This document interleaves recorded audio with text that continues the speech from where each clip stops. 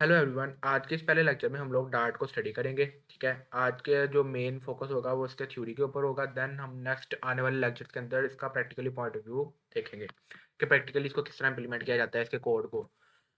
तो डार्ट हमारे पास क्या होती है, एक ओपन सोर्स प्रोग्रामिंग लैंग्वेज है जिसको गूगल ने डेवलप किया था। ठीक है, ओपन सोर्स से मुराद ये है कि हमारी जो ये प्रोग्रामिंग लैंग्वेज है इसका जो सोर्स कोड है हमारे पास वो ऑनलाइन अवेलेबल है इंटरनेट के ऊपर। हम लोग उसको देख सकते हैं और उसके अंदर कंट्रीब्यूशंस कर सकते हैं। ठीक है, इसको बेसिकली हमारी जो डार्ट लैंग्वेज है उसको ऑप्टिमाइज़ किया गया है फॉर बिल्डिंग यूआई।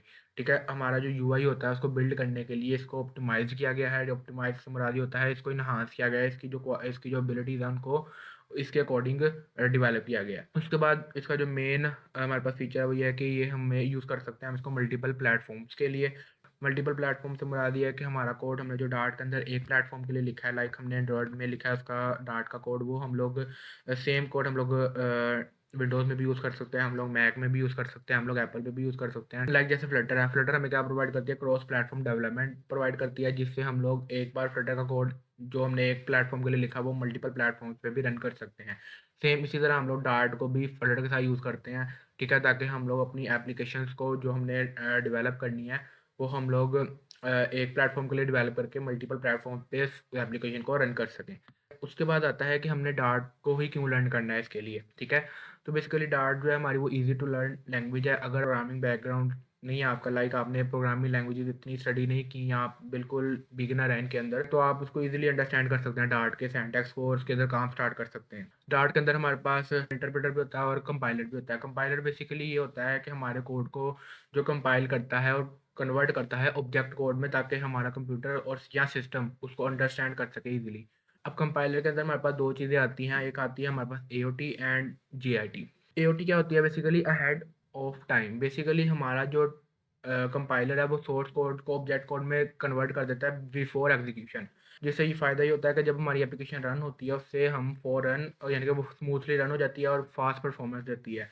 अगर हम लोग हमारा जो कंपाइलर है वो जीआईटी यूज़ करता है, उससे ये होता है कि हमारा जब कोड रन हो रहा है देन एग्जीक्यूट हो रहा है, साथ ही कंपाइल भी होगा। ठीक है, तो इसमें ये चीज़ आ जाती है।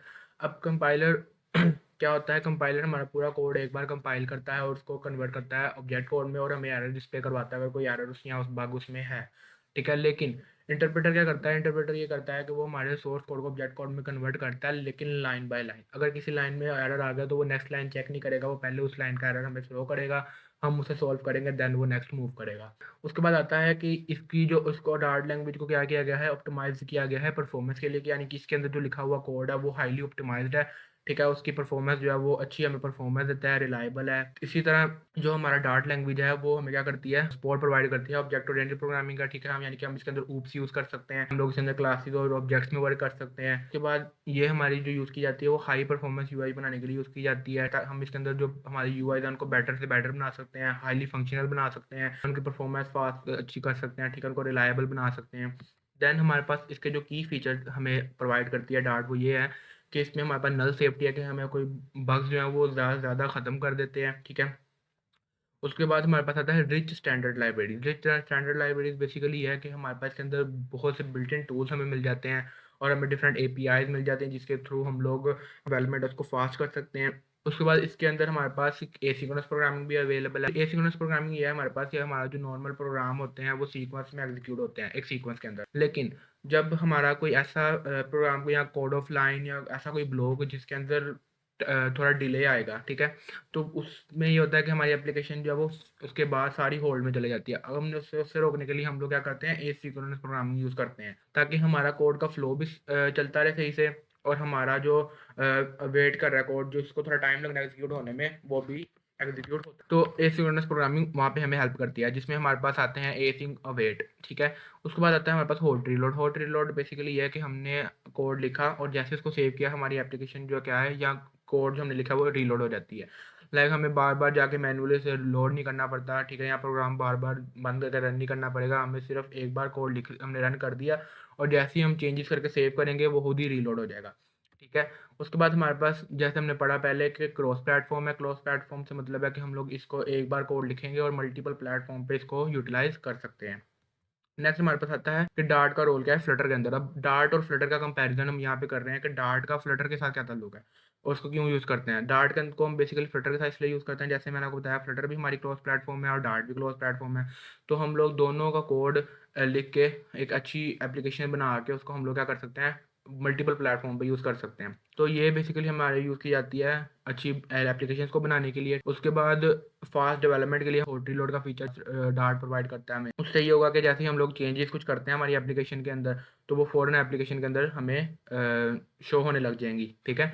उसके बाद हमारे पास क्या है, इसमें स्मूथ एंड अच्छी परफॉर्मेंस देगा हमें ये, ठीक है।